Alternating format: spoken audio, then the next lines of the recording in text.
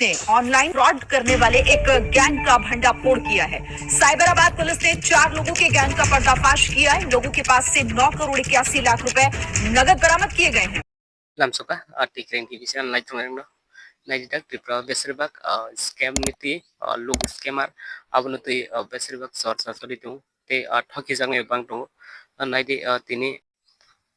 नाइदि कয়েকদিন आगे तेलंगाना वो 4 जना मानजाखा 880 crore withdraw proof सह 9 दिन रंग भिडियो फुटेज की सारी दुआनो एते त्रिपुरा बो कबां जागानो अबहाय लोग स्केप लोग एप्स स्कैमर बाय ठगी जागे दंबायो हनरक हजा दंबाय दे त्रिपुरानि जे जारा खाइ दंनाय रक हनरक नरंनि बेंक जदि उइथ्र बेंक जदि खाइजा दंके आईपीएफसी कोड ऑफ जरि जातंके नरक ऑटोमेटिक रां सफा जाना फन चांस आबनि बगे जतो जे लोग लोग एप दे जे registration खाइजाग रक हनरक जतना जे बैंक और लिंक है आ बैंक नि रांग जतना ठगै आलादा जगह ट्रांसफर खाइतोंदि